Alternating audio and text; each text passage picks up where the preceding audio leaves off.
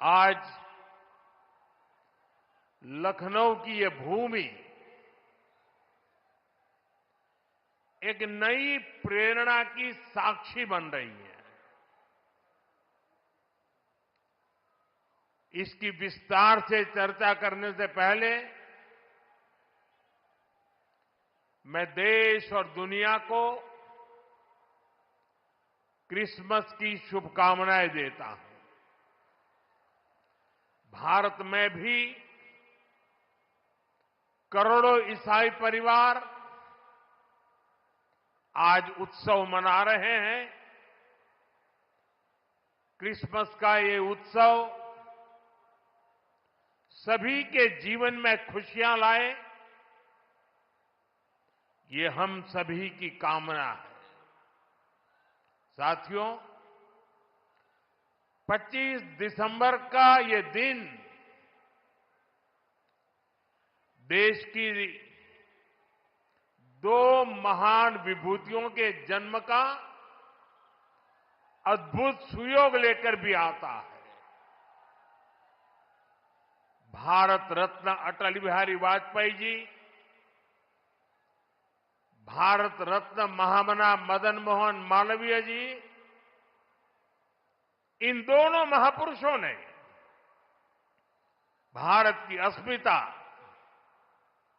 एकता और गौरव की रक्षा की और राष्ट्र निर्माण में अपनी अमिट छाप छोड़ी। साथियों, आज 25 दिसंबर को ही महाराजा बिजली पासी जी की भी जन्म जयंती है। लखनऊ का प्रसिद्ध बिजली पासी किला यहां से अधिक दूर नहीं है।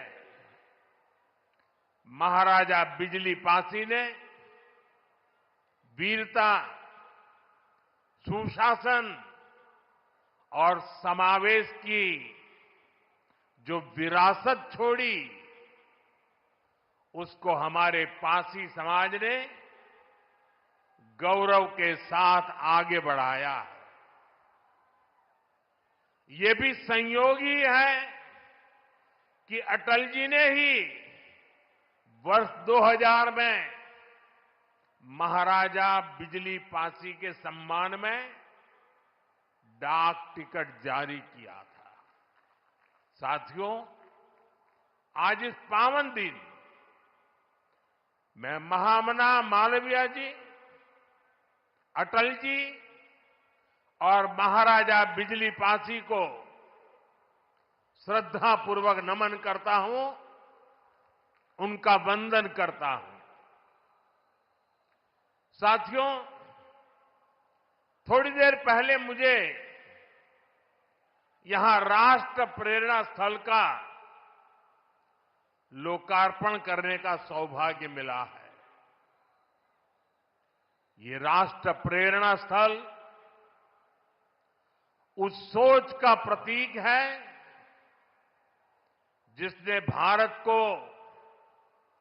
आत्मसम्मान, एकता और सेवा का मार्ग दिखाया है। डॉक्टर श्यामा प्रसाद मुखर्जी, पंडित दीनदयाल उपाध्याय जी और अटल बिहारी वाजपेयी जी, इनकी विशाल प्रतिमाएं जितनी ऊंची है, इनसे मिलने वाली प्रेरणाएं उससे भी अधिक बुलंद है। अटल जी ने लिखा था, नीरवता से मुखरित मधुबन, परहित अर्पित अपना तन मन, जीवन को शत शत आहुति में जलना होगा, गलना होगा, कदम मिलाकर चलना होगा। ये राष्ट्र प्रेरणा स्थल हमें संदेश देता है कि हमारा हर कदम, हर पग, हर प्रयास राष्ट्र निर्माण के लिए समर्पित हो। सबका प्रयास ही विकसित भारत के संकल्प को सिद्ध करेगा। मैं लखनऊ को, उत्तर प्रदेश को, पूरे देश को इस आधुनिक प्रेरणा स्थली की बधाई देता हूं। और जैसा अभी बताया गया और वीडियो में भी दिखाया गया कि जिस जमीन पर यह प्रेरणा स्थल बना है, उसकी 30 एकड़ से ज्यादा जमीन पर कई दशकों से कूड़े कचरे का पहाड़ जमा हुआ था। पिछले 3 वर्ष में इसे पूरी तरह खत्म किया गया है। इस प्रोजेक्ट से जुड़े सभी श्रमिकों, कारीगरों, योजनाकारों, योगी जी की और उनकी पूरी टीम को भी मैं बहुत बहुत बधाई देता हूं। साथियों, डॉक्टर श्यामा प्रसाद मुखर्जी ने देश को दिशा देने में निर्णायक भूमिका निभाई है। ये डॉक्टर मुखर्जी ही थे जिन्होंने भारत में 2 विधान, 2 निशान और 2 प्रधान के विधान को खारिज कर दिया था। आजादी के बाद भी जम्मू कश्मीर में ये व्यवस्था भारत की अखंडता के लिए बहुत बड़ी चुनौती थी। भाजपा को गर्व है कि हमारी सरकार को आर्टिकल 370 की दीवार गिराने का अवसर मिला। आज भारत का संविधान जम्मू कश्मीर में भी पूरी तरह लागू है। साथियों, स्वतंत्र भारत के पहले उद्योग मंत्री के रूप में डॉक्टर मुखर्जी ने भारत में आर्थिक आत्मनिर्भरता की नींव रखी थी। उन्होंने देश को पहली औद्योगिक नीति दी थी, यानी भारत में औद्योगिकरण की बुनियाद रखी थी। आज आत्मनिर्भरता के उसी मंत्र को हम नई बुलंदी दे रहे हैं। मेड इन इंडिया सामान आज दुनिया भर में पहुंच रहा है। यहां यूपी में ही देखिए, एक तरफ एक जनपद एक उत्पाद का इतना बड़ा अभियान चल रहा है। छोटे छोटे उद्योगों, छोटी छोटी इकाइयों का सामर्थ्य बढ़ रहा है। दूसरी तरफ यूपी में बहुत बड़ा डिफेंस कॉरिडोर बन रहा है। ऑपरेशन सिंदूर में दुनिया ने जिस ब्रह्मोस मिसाइल का जलवा देखा, वो अब लखनऊ में बन रही है। वो दिन दूर नहीं जब यूपी का डिफेंस कॉरिडोर दुनिया भर में डिफेंस मैन्युफैक्चरिंग के लिए जाना जाएगा। साथियों, दशकों पहले पंडित दीनदयाल उपाध्याय जी ने अंत्योदय का एक सपना देखा था। वे मानते थे कि भारत की प्रगति का पैमाना अंतिम पंक्ति में खड़े अंतिम व्यक्ति के चेहरे की मुस्कान से मापा जाएगा। दीनदयाल जी ने एकात्म मानववाद का दर्शन भी दिया, जहां शरीर, मन, बुद्धि और आत्मा सबका विकास हो। दीनदयाल जी के सपने को मोदी ने अपना संकल्प बनाया है। हमने अंत्योदय को सैचुरेशन यानी संतुष्टिकरण का नया विस्तार दिया है। सैचुरेशन यानी हर जरूरतमंद, हर लाभार्थी को सरकार की कल्याणकारी योजनाओं के दायरे में लाने का प्रयास। जब सैचुरेशन की भावना होती है तो भेदभाव नहीं होता, और यही तो सुशासन है, यही सच्चा सामाजिक न्याय है, यही सच्चा सेकुलरिज्म है।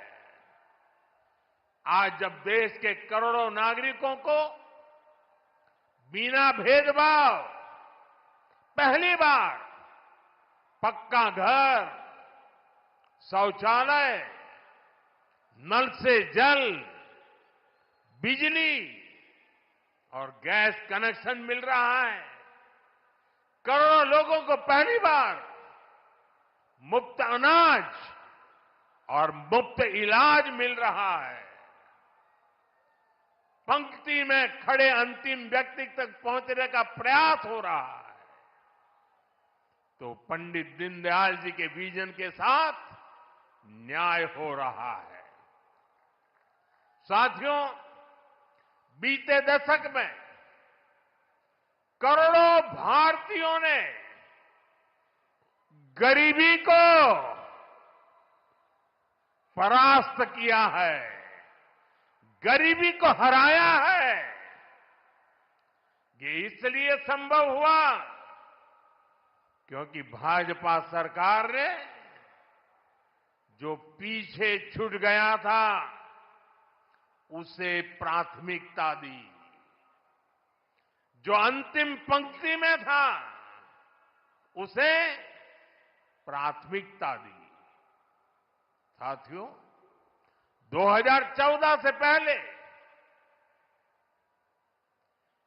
करीब 25 करोड़ देशवासी ऐसे थे जो सरकार की सामाजिक सुरक्षा योजनाओं के दायरे में थे। 25 करोड़। आज करीब 95 करोड़ भारतवासी इस सुरक्षा कवच के दायरे में है। उत्तर प्रदेश में भी बड़ी संख्या में लोगों को इसका लाभ मिला है। मैं आपको एक और उदाहरण देता हूं। जैसे बैंक खाते सिर्फ कुछ ही लोगों के होते थे, वैसे ही बीमा भी कुछ ही संपन्न लोगों तक सीमित था। हमारी सरकार ने अंतिम व्यक्ति तक बीमा सुरक्षा पहुंचाने का बीड़ा उठाया। इसके लिए प्रधानमंत्री जीवन ज्योति बीमा योजना बनाई। इससे मामूली प्रीमियम पर 2 लाख रुपए का बीमा सुनिश्चित हुआ। आज इस स्कीम से 25 करोड़ से ज्यादा गरीब जुड़े हैं। इसी तरह दुर्घटना बीमा के लिए प्रधानमंत्री सुरक्षा बीमा योजना चल रही है। इससे भी करीब 55 करोड़ गरीब जुड़े हैं। ये वो गरीब देशवासी हैं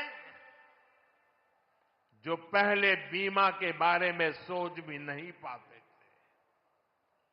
साथियों, आपको जानकर के हैरानी होगी, इन योजनाओं से करीब करीब 25,000 करोड़ रुपए का क्लेम इन छोटे छोटे परिवार के छोटे छोटे जिंदगी के गुजारे करने वाले मेरे सामान्य गरीब परिवारों तक 25,000 करोड़ रुपया का लाभ पहुंचा है।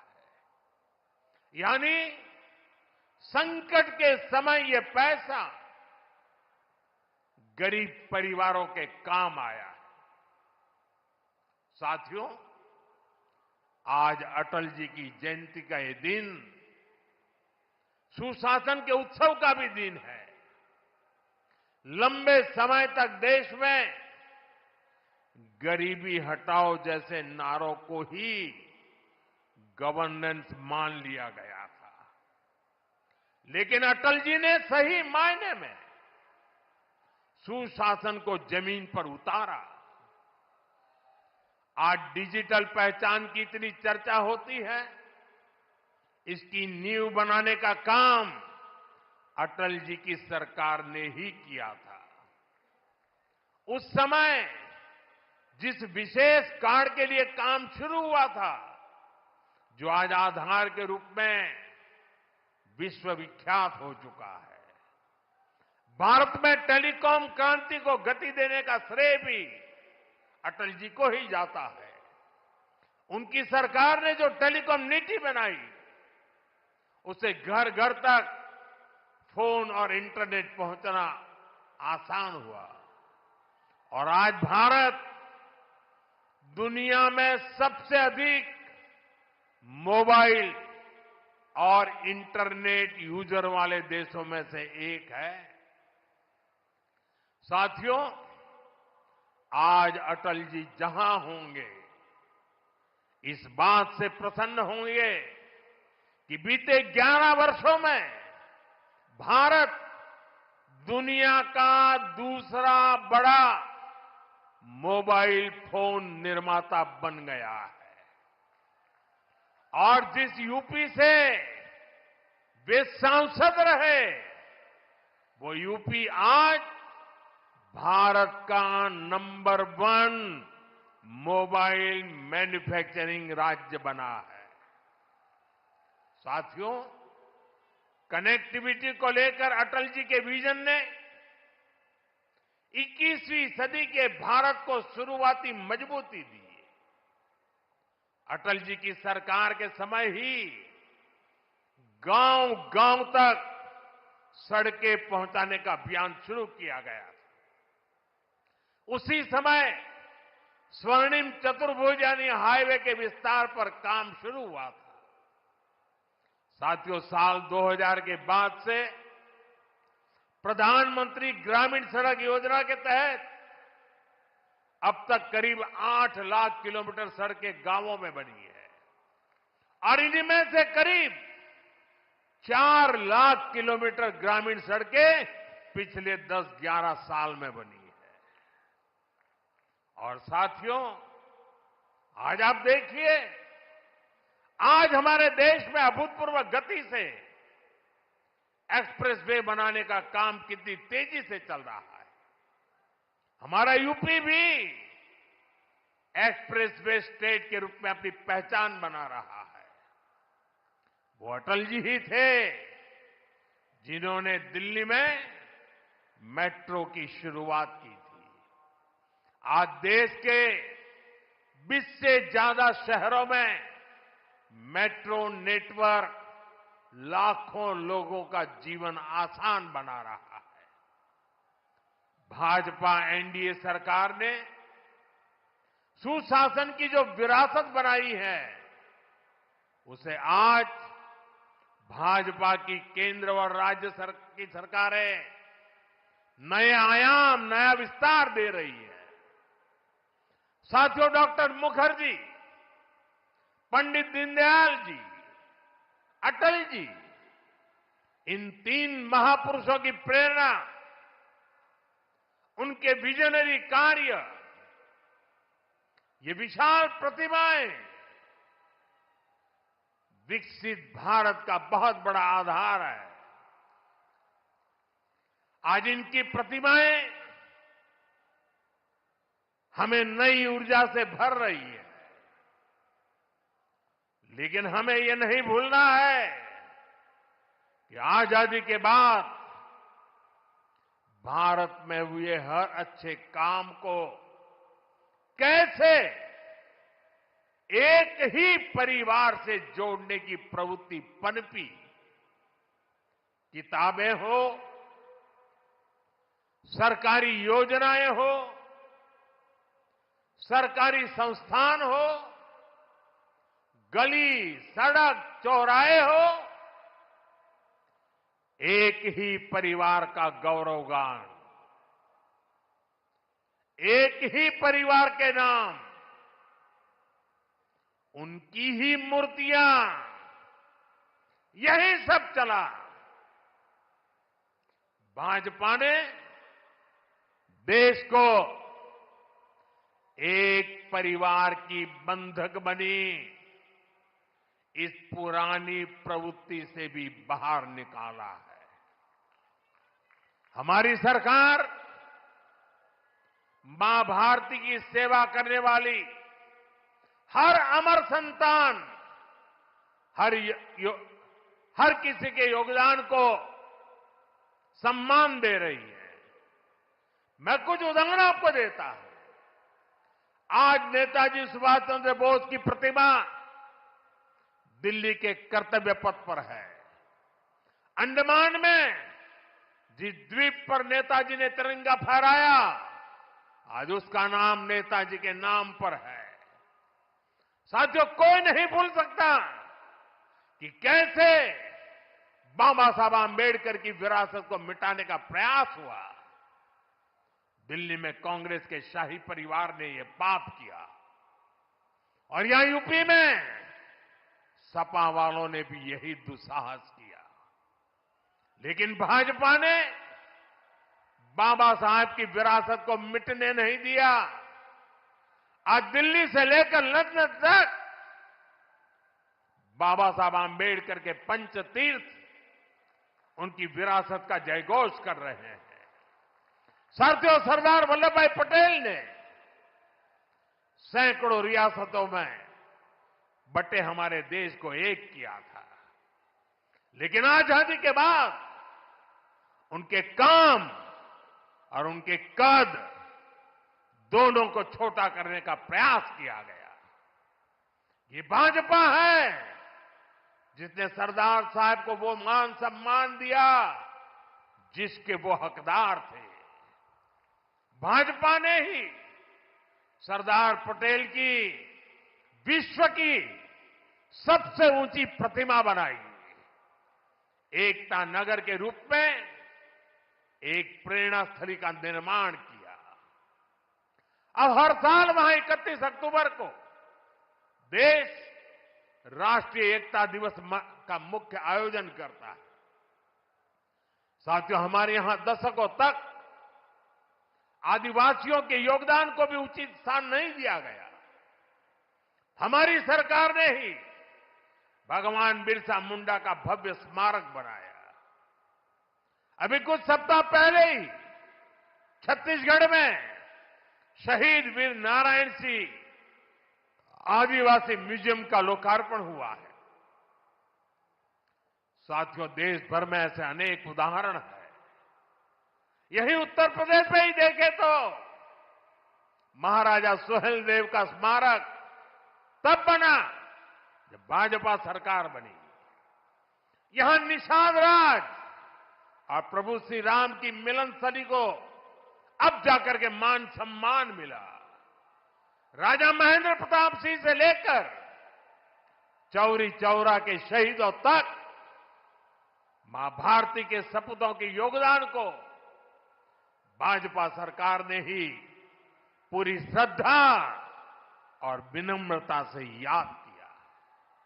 साथियों, परिवारवाद की राजनीति की एक विशिष्ट पहचान होती है। यह असुरक्षा से भरी हुई होती है। इसलिए परिवारवादियों के लिए दूसरों की लकीर छोटी करना मजबूरी हो जाता है ताकि उनके परिवार का कद बड़ा दिखे और उनकी दुकान चलती रहे। इसी सोच ने भारत में राजनीतिक छुआछूत का चलन शुरू किया। आप सोचिए, आजाद भारत में अनेक प्रधानमंत्री हुए, लेकिन राजधानी दिल्ली में जो म्यूजियम था उसमें अनेक पूर्व प्रधानमंत्रियों को नजरअंदाज किया गया। इस स्थिति को भी भाजपा ने, एनडीए ने ही बदला है। आज आप दिल्ली जाते हैं तो भव्य प्रधानमंत्री संग्रहालय आपका स्वागत करता है। वहां आजाद भारत के हर प्रधानमंत्री, चाहे कार्यकाल कितना भी छोटा रहा हो, सबको उचित सम्मान और स्थान दिया गया है। साथियों, कांग्रेस और उसके सहयोगियों ने राजनीतिक रूप से भाजपा को हमेशा अछूत बनाए रखा, लेकिन भाजपा के संस्कार हमें सबका सम्मान करना सिखाते हैं। बीते 11 वर्षों में भाजपा सरकार के दौरान, एनडीए सरकार के दौरान नरसिम्हा राव जी और प्रणब बाबू को भारत रत्न दिया गया है। ये हमारी सरकार है जिसने मुलायम सिंह यादव जी और तरुण गोगोई जी जैसे अनेक नेताओं को राष्ट्रीय पुरस्कारों से सम्मानित किया है। कांग्रेस से, यहां समाजवादी पार्टी से कोई भी ऐसी उम्मीद तक नहीं कर सकता। इन लोगों के राज में तो भाजपा के नेताओं को सिर्फ अपमान ही मिलता था। साथियों, भाजपा की डबल इंजन सरकार का बहुत अधिक फायदा उत्तर प्रदेश को हो रहा है। उत्तर प्रदेश 21वीं सदी के भारत में अपनी एक अलग पहचान बना रहा है और मेरा सौभाग्य है कि मैं यूपी से सांसद हूं। आज मैं बहुत गर्व से कह सकता हूं कि उत्तर प्रदेश के मेहनतकश लोग एक नया भविष्य लिख रहे हैं। कभी यूपी की चर्चा खराब कानून व्यवस्था को लेकर होती थी, आज यूपी की चर्चा विकास के लिए होती है। आज यूपी देश के पर्यटन मानचित्र पर तेजी से उभर रहा है। अयोध्या में भव्य राम मंदिर, काशी विश्वनाथ धाम, ये दुनिया में यूपी की नई पहचान के प्रतीक बन रहे हैं और राष्ट्र प्रेरणा स्थल जैसे आधुनिक निर्माण उत्तर प्रदेश की नई छवि को और अधिक रोशन बनाते हैं। साथियों, हमारा उत्तर प्रदेश सुशासन, समृद्धि, सच्चे सामाजिक न्याय के मॉडल के रूप में और बुलंदी हासिल करे, इसी कामना के साथ आप सभी को फिर से राष्ट्र प्रेरणा स्थल की बधाई। मैं कहूंगा, डॉक्टर श्यामा प्रसाद मुखर्जी, आप कहेंगे अमर रहे, अमर रहे। मैं कहूं पंडित दीनदयाल उपाध्याय जी, आप कहें अमर रहे, अमर रहे। मैं कहूं अटल बिहारी वाजपेयी जी, आप कहें अमर रहे, अमर रहे। पंडित श्यामा प्रसाद मुखर्जी, श्यामा प्रसाद मुखर्जी, श्यामा प्रसाद मुखर्जी, पंडित दीनदयाल जी, पंडित दीनदयाल जी, पंडित दीनदयाल जी, अटल बिहारी वाजपेयी जी, अटल बिहारी वाजपेयी जी, अटल बिहारी वाजपेयी जी। भारत माता की वंदे वंदे। बहुत बहुत धन्यवाद।